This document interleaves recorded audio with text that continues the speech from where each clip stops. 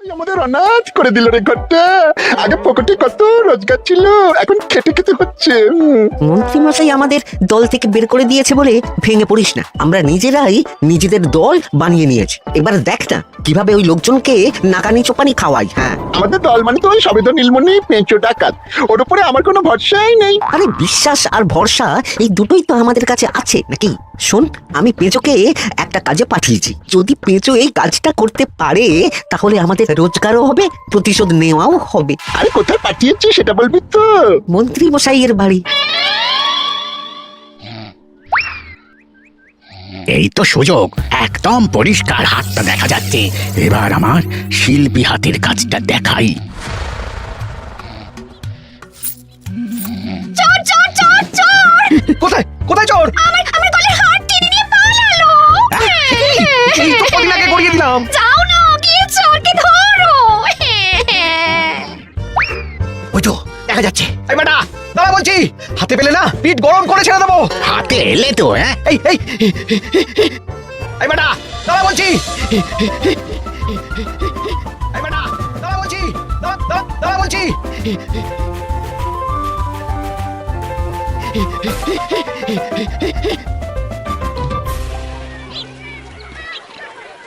দুপুরে একটু খেয়ে ঘুমোবো, তার জন্যই দাদু খেলতে চলো খেলতে চলো। কি দাদু, প্রস্তুত তো? হ্যাঁ হ্যাঁ, প্রস্তুত প্রস্তুত।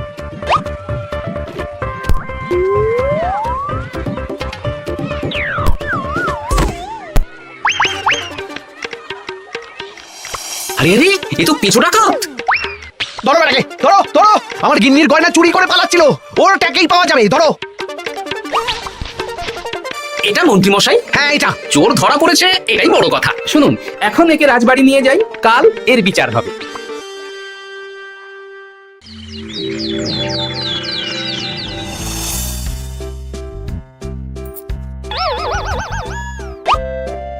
এতদিন গোপাল বুদ্ধি দিয়ে বাজিমাত করতো, এবারে তো সাহসিকতার মাধ্যমে ভয়কে জয় করে পেঁচো ডাকাতকে ধরেছে। মানছি যে গোপাল আমার গিন্নির হার ফিরিয়ে দিয়েছে। বল মেরে ডাকাত চোর আমিও ধরতে পারি, এটা এমন কোনো সাহসের কাজই না। ঠিক আছে গোপাল, তুমি কিছু বলতে চাও? হ্যাঁ, বলতে চাই মহারাজ, আমি এই কৃতিত্বের ভাগিদার একা হতে চাই না। কারণ ন্যাপলা বলটা করেছিল বলেই আমি চালিয়ে খেলেছিলাম, আর ওই বল সোজা গিয়ে পড়ে পেঁচোর মাথায়। আর পেঁচু ডাকাত অক্কা যায়। এই তো সাহসিকতা, তুমি তো ওখান থেকে ভয়ে পালিয়ে যাওনি। আমি আবার বলছি, তোমার মতো সাহসী লোক যতদিন কৃষ্ণনগরে আছে ততদিন আমি নিশ্চিন্ত।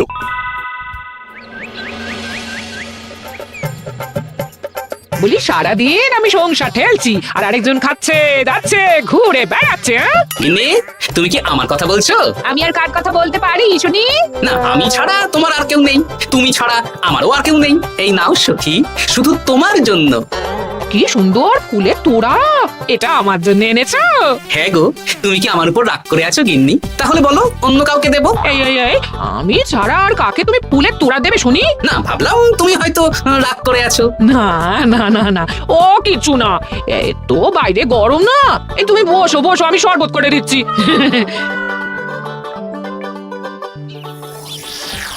পুরো পরিকল্পনাটাই গোপাল চৌপাট করে দিল। এবার তাহলে কি করবি? ভাবতে হবে ভাবতে হবে। পেঁচো ধরা পড়েছে বলে তো আর আমরা হাত পা গুটিয়ে বসে থাকতে পারি না। না, ঠিক বলেছিস, অন্য কিছু একটা করতে হবে। গোপাল গোপাল গোপাল, এই গোপাল আমার কপালটা পুড়িয়ে দিল। সবার সামনে মহারাজ গোপালকে পুরস্কার দিচ্ছে।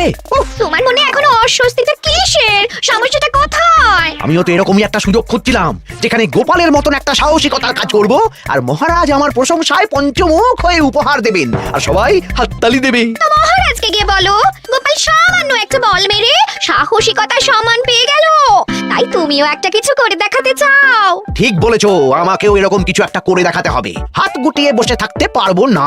হ্যাঁ হ্যাঁ, এমনিতেই ইদানিং তুমি 4 হাত থেকে 2 হাত হয়েছো। কি বলতে চাইছো কি তুমি? আসলে এতদিন তোমার আরো 2টো হাত বটা আর ঘটা তোমার সাথে তালে তাল মিলিয়ে কাজ করতো, এখন তো ওরাও নেই। নেই না, ওই আপদ দুটোকে বিদেয় করে দিয়েছি। দিন দিন লোভ বাড়ছিল, জিভ লম্বা হয়ে যাচ্ছিল। বেশ, তাহলে কালকে মহারাজকে বললো তোমার মনের কথা। কালকেই বলবো।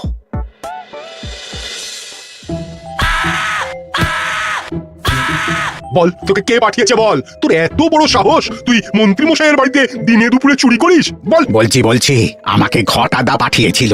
মন্ত্রী মশাইয়ের দল থেকে বেরিয়ে বটাদা আর ঘটাদা একটা নতুন দল খুলেছে, আমি ওই দলে যোগদান করেছি। আচ্ছা এই ব্যাপার, বেটাদের একবার হাতে পাই।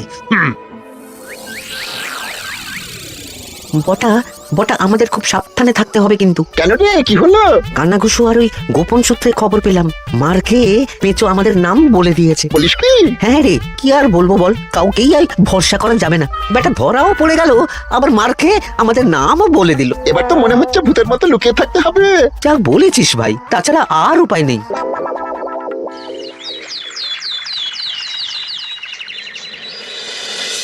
মহারাজ, আজ আমি সুবিচার চাই মহারাজ। কেন মন্ত্রী মশাই, আপনার উপরে আবার অবিচার কখন হলো? হ্যাঁ মন্ত্রী, তুমি কি সুবিচার চাইছো বলো। আমাকে সাহসিকতা দেখানোর সুযোগ দিলে আমিও গোপালের মতন ওরকম ঢের ঢের উপহার আনতাম। আচ্ছা, সুযোগ কি বলে কয়ে আসে? সেসব আমি জানি না, আমিও ছোটবেলায় অনেক সাহসিকতার কাজ করেছি, তবে কোনো পুরস্কার পাইনি। আর গোপাল কিছু করলেই ওকে আপনি উপহার দিয়ে দেন। তা তুমি কি সাহসিকতার কাজ করেছিলে ছোটবেলায়? আমি একবার মামার বাড়ি গেছিলাম, তো একদিন মামার বাড়িতে হঠাৎ ডাকাত পড়ে। তাই দেখে আমি কয়েকটা ঢিল নিয়ে মামার বাড়ির পেয়ারা গাছে গিয়ে উঠে পড়ি। তারপর যখন ডাকাতের দল ডাকাতি করে বাড়ি থেকে মালপত্র নিয়ে বেরোচ্ছে, আমি আক্রমণ করি, দুম দাম দুম দাম দুম, ব্যাস ডাকাত ধরা পড়লো। বেশ ভালো তো। হ্যাঁ, কিন্তু সেদিন কোনো উপহার বা সাহসিকতার পুরস্কার পাইনি। পুরস্কার দিতে হলে আমাকেও দিতে হবে, কারণ আমি প্রথম পেঁচো ডাকাতকে ধাওয়া করেছিলাম। যদি না উপহার পাই তাহলে আমি ঝামেলা করব। কিন্তু হঠাৎ করে কোনো কৃতিত্ব ছাড়া তো আর কাউকে সাহসিকতার পুরস্কার দেওয়া যায় না।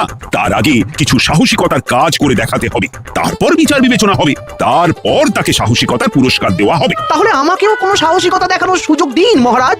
মন্ত্রী মশাই শুধু একা সুযোগ পাবেন কেন, আমিও দেখিয়ে দিতে চাই আমি কতটা সাহসী বাহাদুর মানুষ। ও বাবা, রাজবৈদ্য সুযোগ পাবে আর আমি কি বসে বসে হাত কামড়াবো? আমিও সুযোগ চাই। তা তোমরা কিভাবে সাহসিকতা দেখাবে শুনি? দেখুন মহারাজ, মানুষ সাধারণত কয়েকটা ব্যাপারে ভীতু, যেমন হিংস্র জন্তু জানোয়ার, সশস্ত্র ডাকাতকে ভয় পায়, আর আর আর আর ভূতের ভয়। হ্যাঁ, আমার তো মনে হয় সাহসিকতার পরীক্ষা করার জন্য এই তিনটের মধ্যে যে কোনো একটার সাথে মোকাবিলা করতে পারলেই বোঝা যাবে কে কত সাহসী। এটা তোমরা ঠিক বলেছ, কিন্তু ব্যাপারটা হলো জঙ্গলের পশুরা জঙ্গলে যেমন আছে থাকুক, ওদের নিয়ে নাড়াঘাটা করার দরকার নেই। ডাকাত তো গোপাল ধরেছে, এখন পড়ে থাকলো ভূত। মহারাজ, আপনি তাহলে ওই ভূতুড়ে বাড়ি খুঁজুন, তারপর সবাইকে ভূত ধরে আনতে বলুন। দেখি, মন্ত্রীর আবদার মেটানোর জন্য তো তাই করতে হবে। আজকে এটা কি রান্না করেছো বলো তো? ছোলা আর আলু দিয়ে তরকারি, ঝটপট খাবারটা খেয়ে নাও তো দেখি। হ্যাঁ, আচ্ছা, ছোলা আলুর তরকারি দিয়ে শুকনো রুটি খাওয়া যায়? হ্যাঁ, বেশি বায়না না করে যা রান্না হয়েছে তা খাও তো বাপু, খেয়ে গায়ের শক্তি বাড়াও, কদিন পরে তো ভূতের সাথে লড়াই করতে হতে পারে। হ্যাঁ, ধুর ভূত, ওসব ভূত প্রেতে আমি ভয় পাই না, বুঝলে?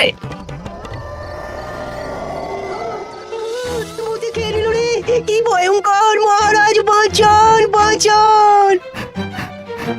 মহারাজ উপরে পায়চারি করছেন, কোথায় ভূত? আমি মহারাজের সঙ্গে দেখা করতে চাই। আচ্ছা আচ্ছা, উপরে যান।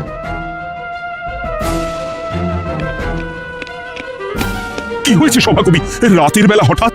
আর তোমার চোখ মুখের অবস্থা এরকম কেন? মহারাজ, কৃষ্ণনগরে ঘাটপাড়ের ভূত আমার সর্বস্ব লুট করে নিয়েছে মহারাজ। ধুর, কি যাতা বলছো তুমি? সত্যি বলছি মহারাজ, আমি আমার একটা কাজে নদী পেরিয়ে ওই পাড়ে গিয়েছিলাম। একটু আগে এই পাড়ে এসে নৌকো থেকে নেমে ঘাটের সামনে থেকে একটা গরুর গাড়িতে উঠি। তারপর কিছু দূর আসতেই একটা পোড়ো বাড়ির সামনে গাড়োয়ান গাড়ি থামিয়ে বলে আর যাবে না। আর কারণ জিজ্ঞেস করতেই গাড়োয়ান আমার দিকে মুখ ফেরায়। রে বাপ রে বাপ, কি কঙ্কাল সার হাড় হিম করা মুখ! আমি তো অজ্ঞানী হয়ে যাই। কিছুক্ষণ পর জ্ঞান ফিরলে দেখি আমি রাস্তায় পড়ে আছি, আর আমার সাথে থাকা থলেটাও নেই। তাহলে বলতে চাইছো তোমার থলে ভূতে চুরি করেছে? সেসব আমি জানি না মহারাজ, কিন্তু আমি আমার থলে ফেরত চাই, আর ওই ভূতের শাস্তিও চাই, দিন না। এই সেরেছে, আজ সকালেই রাজসভায় ভূত নিয়ে আলোচনা হলো, আর রাতেই ভূত দেখা দিল। এবার ভূতকে আবার কে ধরবে? মহারাজ, আমার থলেতে অনেক দামি জিনিসপত্র ছিল। ঠিক আছে সভাকবি, তুমি এখন বাড়ি যাও, আমি দেখছি কি করা যায়। এই সুযোগে মন্ত্রী, জ্যোতিষী, পণ্ডিতদের সবার একবার করে সাহসিকতার পরীক্ষা নিয়ে নেব।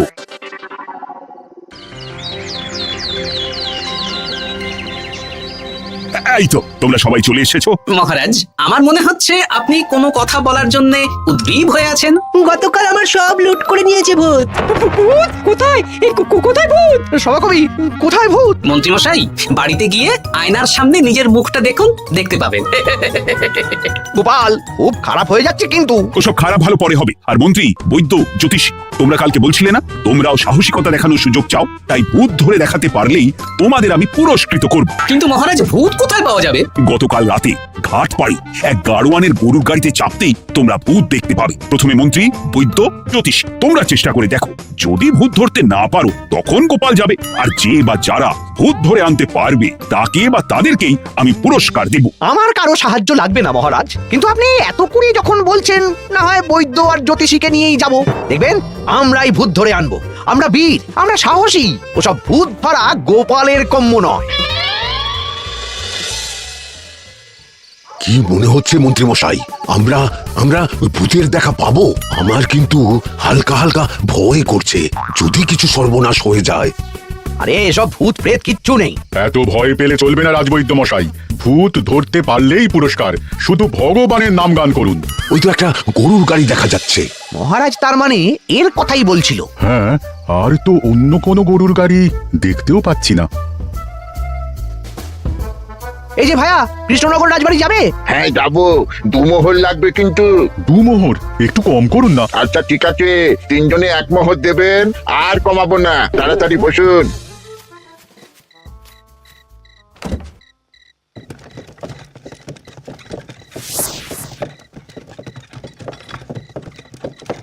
দূর দূর দূর, এতক্ষণ কোনো ভূতই নেই। সভাকবি যে কি দেখে ভয় পেয়েছে কে জানে। ও কারণে এক মোহর লোকসান। সত্যি আমরা অকারণে সাহসিকতার পরীক্ষা দিতে এলাম।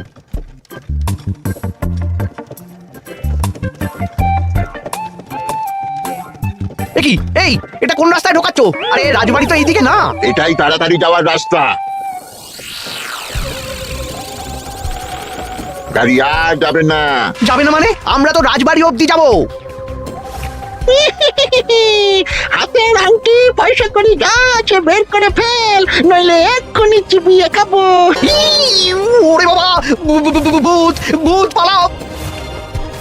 পালিয়ে যাবে কোথায়? আজ তাদের চিবিয়ে খাবো। ও ঠাকুর, বাঁচাও বাঁচাও ভগবান, বাঁচাও। মহারাজ মহারাজ, আমাদের লুট করে নিল। ভূত আমাদের সর্বনাশ করে দিল। বাঁচান। তার মানে তোমরা তিনজন মিলেও ভূত ধরতে পারোনি? ছি ছি ছি ছি ছি, এই তোমাদের সাহস! আমরা কি করে জানবো মহারাজ যে আসল ভূত আছে? গোপাল, ব্যাপারটা কিন্তু খুবই সমস্যার। এরকম পরপর রাতে দুটো ভুতুড়ে ঘটনা হলো। তুমি দেখো না যদি কিছু করতে পারো। আচ্ছা মহারাজ, দেখছি।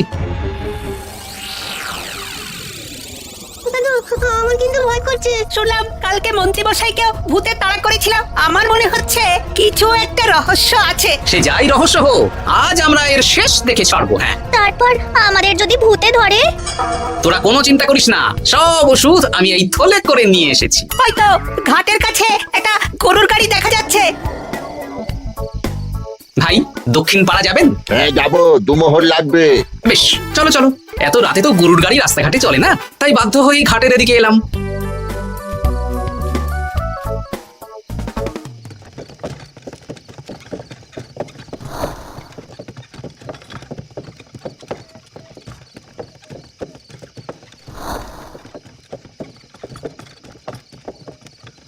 আচ্ছা, অন্য গলিতে নিয়ে আমাদের ভয় দেখানোর মতলব। হ্যাঁ ঠিক আছে, এগুলো চুপি চুপি চাপিয়ে নে, আমিও পড়ছি।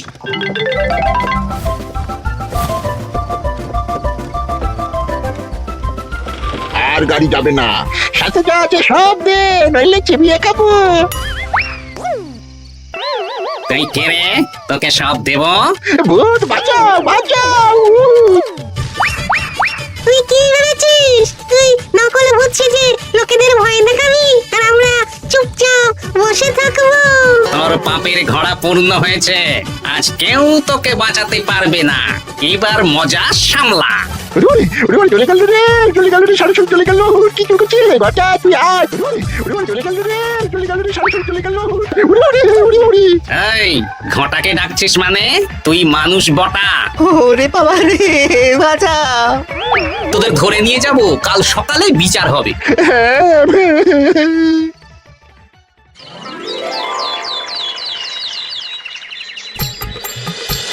সাবাস গোপাল, তুমি তো কামাল করে দিয়েছো, একটু জ্যান্ত ভূত ধরে এনেছো। আমি তো এদেরকে খুঁজছিলাম। হ্যাঁ, এরাই তো পেঁচোকে পাঠিয়েছিল মন্ত্রী মশাইয়ের বাড়ি চুরি করতে। হ্যাঁ, তার মানে গতকাল বটা? আমি তোদের ছাড়বো না। সত্যি গোপাল, এবারেও তুমি বাজিমাত করে দিলে। আচ্ছা, তুমি একটু ভয় না পেয়ে এতে ধরলে কি করে? যখনই শুনলাম ভূত জিনিসপত্র সোনাদানা লুট করছে, তখনই বুঝতে পারলাম এটা ভূত না, মানুষ। তাই কাঁটা দিয়ে কাঁটা তোলার জন্য আমি আর আমার নাতি নাতনিরা ভূত সেজেই মানুষরূপী ভূতকে জব্দ করলাম। সত্যি গোপাল, তুমি সাহসী বীর পুরুষ। তোমার সাহসের কাছে বাকিরা তো নস্যি। হ্যাঁ।